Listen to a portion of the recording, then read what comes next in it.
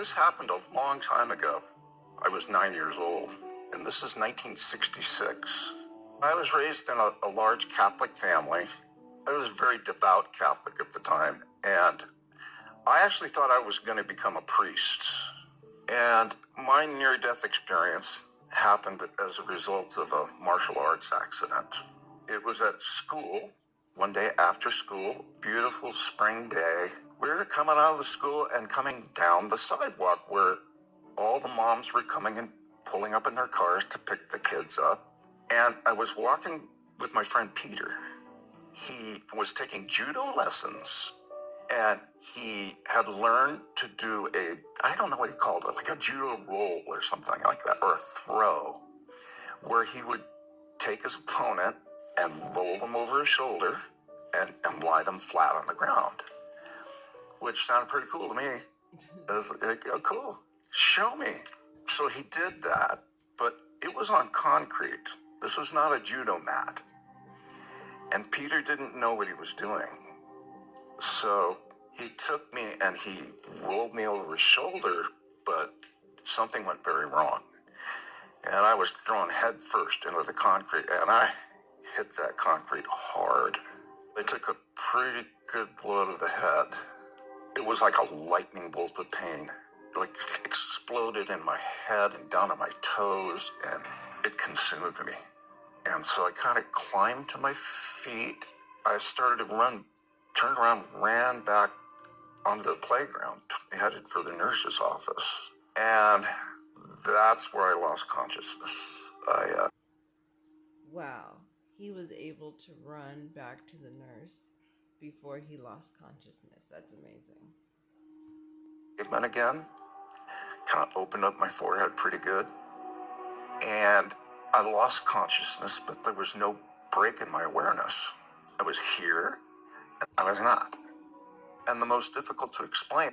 That's really interesting. So he's saying he didn't go to sleep and then wake up somewhere else. Like he was awake the whole time.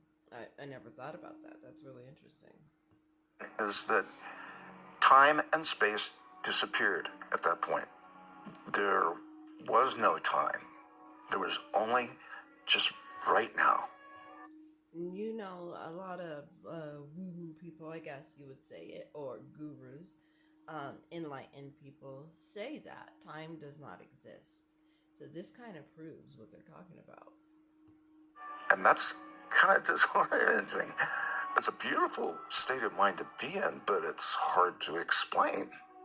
And I didn't feel like I was still Raymond. I was aware, but I wasn't Raymond. I was like a floating sphere of awareness. And I can only describe that feeling as a perpetual unfolding of now. It's like if I could light a candle and you're looking at the candle flame and it's just perpetually burning. It's right in that present moment, which is actually very liberating. It was wonderful. But because of that, I didn't remember that. How interesting. I keep saying interesting. I swear I'm going to come up with a better word than interesting. But very curious. Like, I never thought about it like that. Like a candle that's always burning. That's time. It's very linear. That's crazy. Accident. There was no past. And also, there was no time, but there was no space either. And I can only describe this first part as a void. There was no light, there was no dark, there was no gravity, there was no sensations. Now, if you listened to NDEs before, um, lots of times people talk about this void that he's discussing here. It's not scary, but it's void of everything. There's no light, there's no sound, there's no feeling, and they always seem to come there first before they go on to have whatever other experiences that they have. So I find that really interesting, this void, but there's no fear in this void. You know, like it's pitch black, I can't see a thing, and I know I'm not alone, and I'm also not afraid. It was just like nothing. So I'm here in this state of awareness, and I was trying to figure out what was going on. I could still, I wouldn't call it thinking, because it wasn't words. Like when we have a dialogue going in our heads, it wasn't that. It was more like emotions. But I couldn't grab on. I had no reference point to anchor myself to know who I was, what was happening. And I didn't remember the accent, and it was a very chaotic feeling. And I started getting scared. And as the fear ramped up, it started getting kind of out of control. I felt like, okay, I'm losing it here. And then I came to kind of a realization that I've lost my mind. I'm going crazy. You know, that's what's happening. I've gone crazy. And it kind of made sense to me.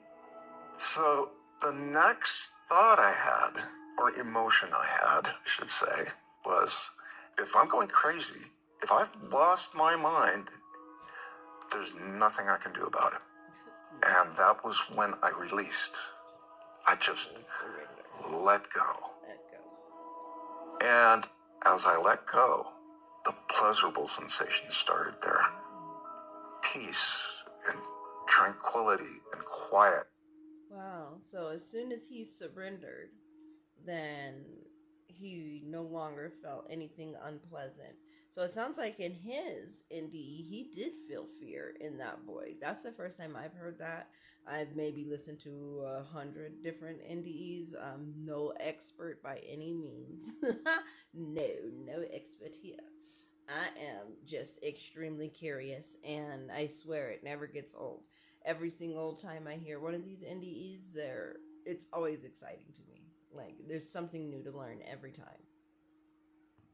And relaxation and contentment, those kinds of emotions. And then they started ramping up stronger and stronger and stronger to a state of utter bliss. It was so beautiful. And I somehow became aware of a point of white light. And I don't know how I knew that, but I knew I had to go toward the light. And as I did that, the light got bigger and more beautiful and more intense until it utterly absorbed me. And I was the white light. That's cool. I do believe that our spirits are exactly that, light bodies. We're just made of light, and that's it. And that light is what energizes or powers our 3D bodies, our physical bodies, is that light. When we take our first breath, that's the light incorporating itself into this physical 3D body. And when we take our last breath, that's the light leaving. It was infinite love. I mean, that's a big word, infinite. It was so perfect and complete. It was like wave after wave of cleansing white love. And it was just utterly liberating. It was beautiful. It helps me to close my eyes. I can go kind of right there when I do it. It was so perfect. And things that I would see weren't actually things. It was more like everything was made out of light. And everything was alive. It was very real, but in an experience like this, it's experiential. So words don't really say it. There was no time or space, but time and space are built right into our language. And so it sounds like a series of events and that I was somewhere in a place, but it wasn't like that. So I have no sense of how long it was, or because that just didn't.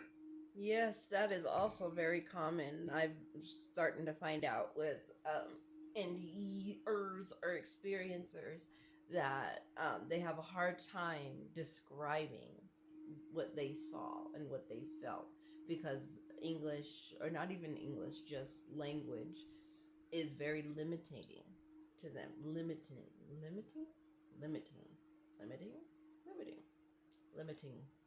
So, anyways, they don't have the words. The words don't exist to explain what they felt and what they saw.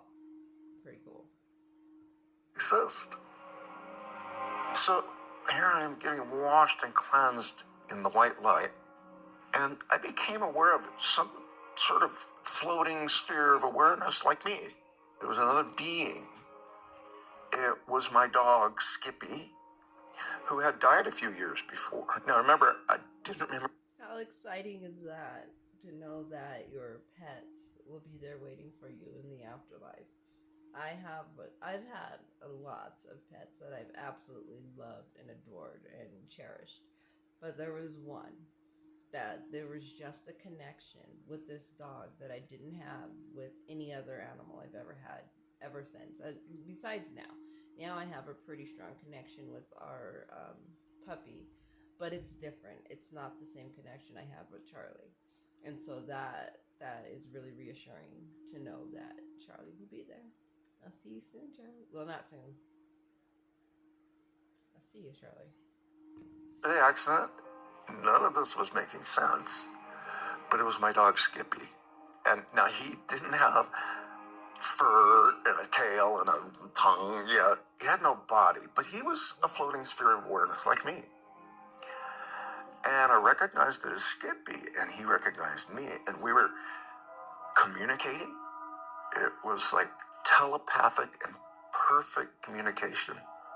And it was love. It was Skippy. Oh, I love you. I love you. Where are we? What's happening? And he was loving me right back. We absorbed each other and became the same being. And there was another presence of some kind, a floating sphere of awareness, but this one was more complicated. It was a masculine presence, which is hard to explain because there's no gender there. I didn't have a body, but he knew me. That's really interesting. I guess I've never. Did I say interesting again? Oh my gosh, I swear I'm gonna take that word out of my vocabulary. But, anyways, I never considered that if we're light bodies, we don't have a gender. So, why is gender fluidity so hard for people to understand when in reality we're a spirit body? We don't have a gender. That's just the 3D. That's wild. And he said, "Come here. I want to show you some things." And then he absorbed me. We became one. And I experienced what I could only call a download. It was like billions of questions were answered in just a moment, instantly. And I understood. I understood everything. How the universe works, what our purpose is, everything made perfect sense to me. And it was not like I learned anything. It was more like remembering. I already knew it. And I wish that I could bring some of that back with me. I don't think I. That's really cool. Like, I wish that we could remember the knowledge that we have. Like, we can remember who we are and what we already know. How cool would that be? But I think there's a good reason why we don't remember, and probably because we wouldn't grow or expand the way that we need to here in this 3D plane, I would assume. It's not that I don't remember. There are no words for that. Because they're just symbols. They're not the actual thing. So I'm not sure I could explain or give you anything from that download, but I understood it. That was the important part. And this being that had absorbed me, I don't have a name for this being. I don't know what it was. But he said, "Raymond, I want to show you who you really are." and it opened up again to another level. It was like the entire universe opened up and shimmered in front of me. And the white light was alive. It was living love, if that's possible. So it was like everything opened up again. This is the most exquisite part. Imagine you're like the Hubble Space Telescope. You're up in space, and you've focused in on a galaxy. Little points of light all swirling around and swirling around to a hot, intense, glowing center. I was one of those points of light, and there was an infinite number of them. They were all alive, and we were all connected. It was like one thing, one being. This I'm wondering if all those lights are spirit bodies. Are those all different spirits? And if so, what does he mean by we were all connected? Because obviously we are all our own consciousness, right? Or are we? Are we one consciousness and we all are just able to tap into that one consciousness? Or are we all our own separate consciousnesses and then we come together and create one big consciousness? was God. But when I use the name God or the word God, it's probably not what you're thinking. And I'm not religious at all. But somewhere in the Bible, I can't remember where this is, I saw a passage where God was referring to him, herself, as I am that I am, which is perfect because God is like a. That's really amazing. I actually heard that was out the Bible. The first time I heard that, this is going to sound crazy. The first time I heard that was from this show on HBO called Euphoria. I don't know if you've ever seen it or heard of it. It's amazing. It's definitely one of my favorite shows. But anyways, in the show, there is a man who is having a midlife crisis breakdown, where he has figured out that he had been living a lie and he wasted his time pretending to be somebody that he is not. So, anyways, he is in the foyer of his house and he is standing there with his pants down, urinating in the foyer. And his wife says, "Put your penis away." And he says, "I am who I am." Well, I thought that was hilarious. Just the whole build up, right? To that part of the story. But come to find out, that is actually in the Bible. I guess, like I said, I'm not religious, so I have read the Bible, but it's been many years ago. I don't remember much from it. The stories I find interesting. I'm very spiritual, not religious. So, anyways, to hear that that actually came from the Bible, I am who I am. I am what I am. I am who I am. That's amazing. Proper noun. I am that I am is a verb, and that's what it was like. Everything was in action, and each of those little points of light was like every tsetse fly, every human being who had ever lived.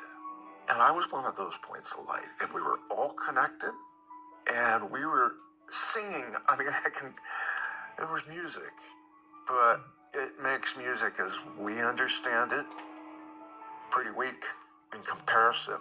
This was living and breathing and had color and dimension and all encompassing. It was alive. The music was alive. And we were singing to one another. We were all singing this, what I can only call, it was like worship. It was like worship. And the song was, "We love you. We are love." And it was so beautiful. I can kind of go right there. And somehow, Wow, that sounds incredible to be able to hear music and feel it and see it and it to be alive and to experience that, oh, I can only imagine. We told me, it's not your time, you have to go back. But it wasn't words. And I didn't really know what back meant. I didn't have any memory of the accident, but I knew that whatever was happening was like going to be something other than this intense, beautiful, blissful experience. You got to go back. And it was like, I just said no. I find this a common theme also in NDEs are the experiencer never wants to go back. They don't want to go back to the 3D life. Why would you? When you feel like you actually made it home finally and now you remember and you understand, and you don't want to go back to having to experience and learn all those lessons. I'm not going to go back. And I threw a temper tantrum. I did. I said, no way, I'm not going back. Then I was reassured. We reassured me that it's okay. You can come back anytime you want. Anytime. Once you've fulfilled your purpose, which I got. I got it. And I used to say that I was returned to my body, but it wasn't like that. It felt like reality was reassembled itself. I've tried to think of like a visual. Say you're gonna make a fruit smoothie, and you got your blender here, your fruit, and you're putting the bananas and apples, and it's blending up until it's a liquid. Now, imagine if you could watch it in reverse. It turned from liquid back to solid, and it was more like reassembling reality. And then I was back on the school playground in terrible pain. I opened my eyes and I saw the emergency technicians circled around me, and my head was packed in ice. And I opened my eyes and I went, no. And I closed my eyes and I tried to go back as hard as I could. I'm going back, but someone saw me open my eyes and they're slapping me in the face. Wake up, Raymond. Don't go back to sleep. Wake up, wake up. There was a bunch of medical stuff that happened. I was taken to the hospital. My mother was the director of nursing at the hospital that they took me to. So here's what I know about what she told me was when she got the first phone call that Raymond's had an accident, he's not breathing, to the second phone call she got, he's breathing again, that was 12 minutes. So I'm not sure how long I was actually out, but I know that the fire department. 12 minutes. He could have potentially been not breathing for 12 minutes. That's crazy. I was very close, like a block or two away, so they were on the scene really quick. And I got banged up pretty good. I had a bad concussion, which, head injuries are funny things. I mean, even today I can still feel it. My memory is like random and unpredictable sometimes, and that happened as a result of that accident. But the part that was most difficult for me was afterwards. I had this incredibly profound spiritual experience, and I had nothing to compare it to. So it was pretty confusing for me and traumatic too. So we're in the hospital.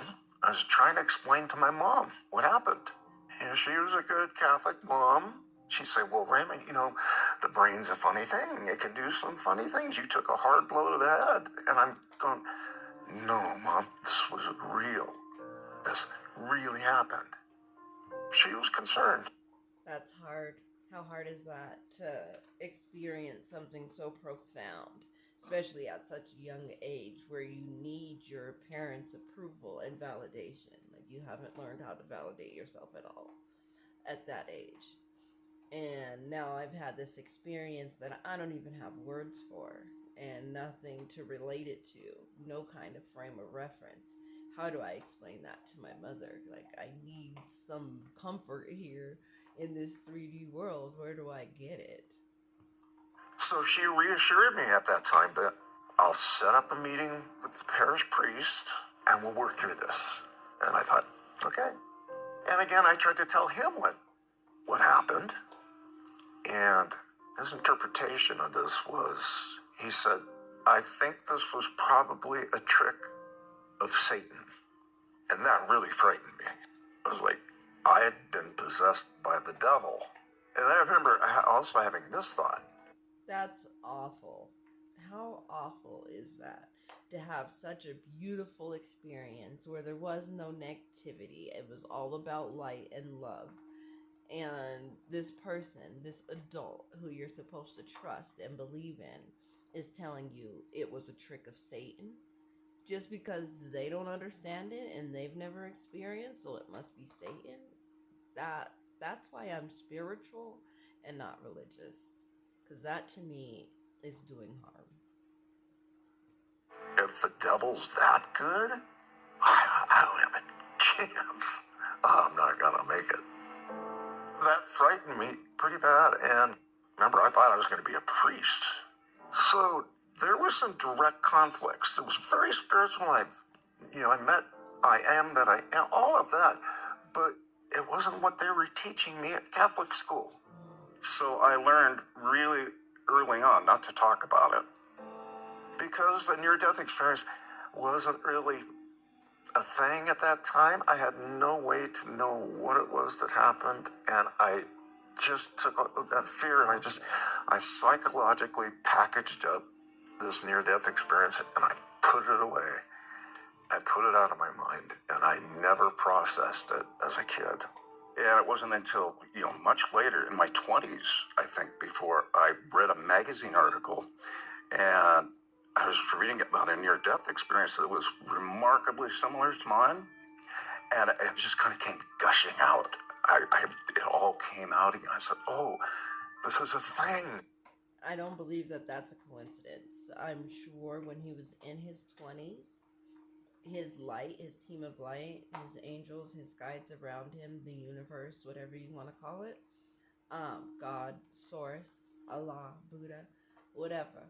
Um, I'm sure they put that article in front of him so that he can remember, so that he can process what he needed to process, so that he can learn the lessons he needed to learn here in this 3D realm. This happens. But some people say that it's the dying brain and you're hallucinating this stuff. Maybe, but what is a hallucination? I kind of, after going through that, I think I have a looser definition of reality than a lot of people. This thing that we call reality is questionable. Is it real? Right. Because at the end of my near-death experience, when I felt reality reassembling itself, it really did feel like this wasn't real. In fact, Like a video game. The Matrix, right? Like, that's the Matrix. It's a video game. And I hear that a lot. That's also a very common theme in NDE experiencers, that they explain this 3D realm world as a video game. Like, we're here to learn lessons. That's it. Just like you power up when you're playing a video game. You play Mario Brothers, you pass the level, you power up, right?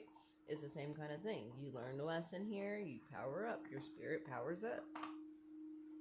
I read a really, really good book recently. It's by Donald Hoffman, and he's a scientist who's come up with a theory, scientific, a mathematically sound theory on, and the name of the book is The Case Against Reality. You should check into it. It's really something to look at. So, was this a hallucination? You'll never convince me it was a hallucination because I was there. But having a near-death experience, in some ways, it made life more difficult for me.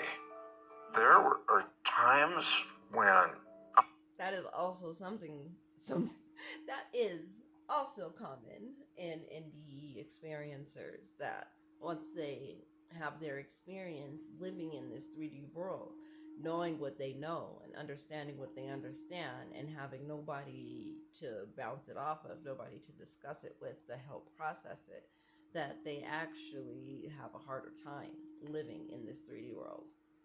I felt so alone. I couldn't talk about this with anybody. I felt like I was a space alien stuck on a world that I couldn't relate to. So I felt like I didn't belong.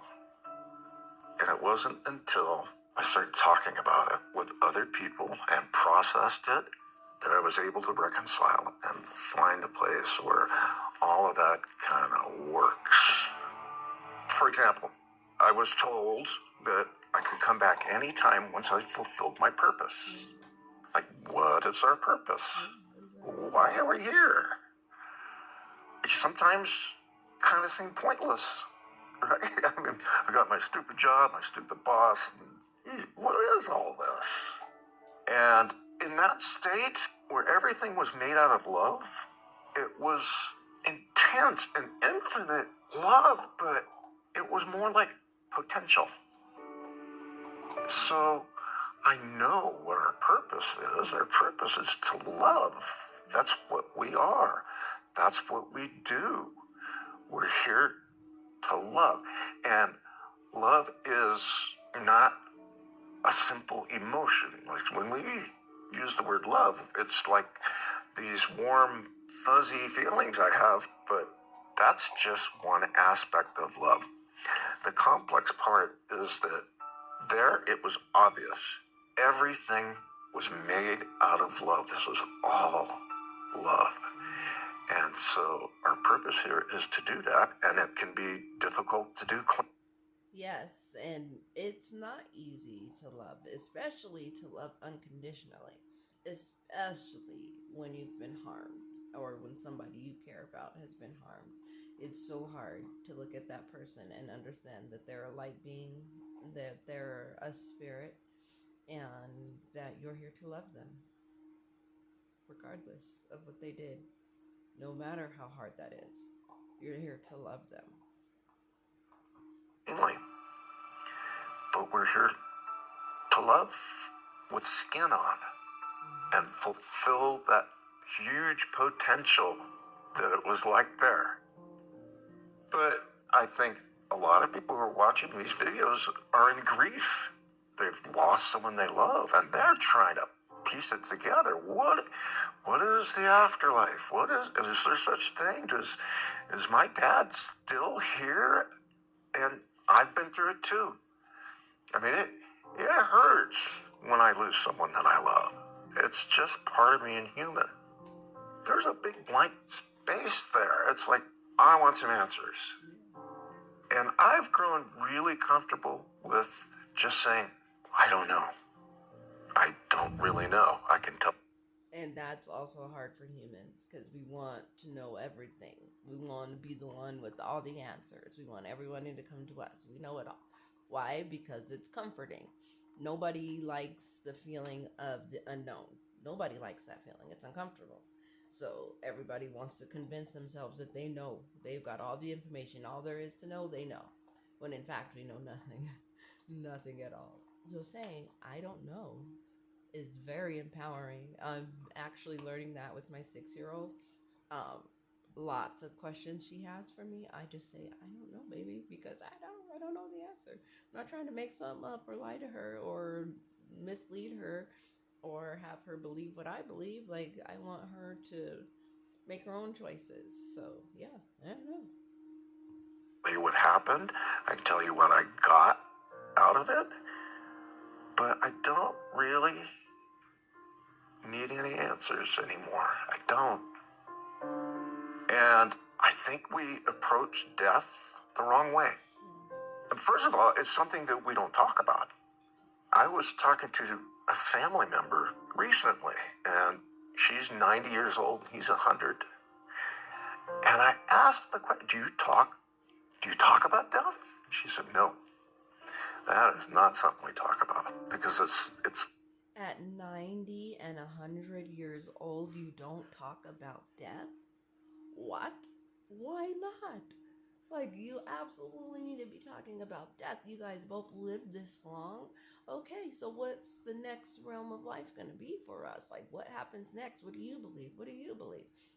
Okay, well, if this is true, then I'm going to do this so we can meet each other again. And we know, and you know what I mean? Like, it doesn't have to be morbid and scary. It can be interesting. Be curious. It's going to happen. No reason to be afraid of it. Let's be curious about it. The big ugly. I think a lot of people are also very afraid. When you lose someone you love, there's this void there. There's like they're gone.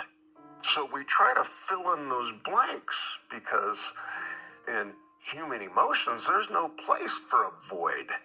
We don't even know how to picture one. So it's like a vacuum. And I know because I've been through it. When my brother died, even though I've had a near-death experience, I still had the same emotions. I wonder if my brother's still alive. Wonder if I can communicate with them. And I was going to like mediums, these are people that say they can talk with dead people. I was doing all the same stuff because I had a really hard time with the idea that my brother was gone. But I wonder if we could approach death differently. It's part of life. I lost a friend last year, a very close friend, and I watched what he went through before he died. He had cancer. It's an awful thing. It was terminal cancer, and he was sick and miserable. And then he died. And it was terrible loss for his wife. She's in such grief still now. But I wonder if we talked about it. I wonder if we approached it as, this is something we do. That maybe some of that would soften. That would be my hope.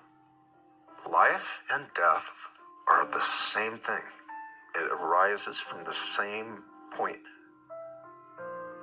Now, during my near-death experience, there was this part where I was shown who I really am.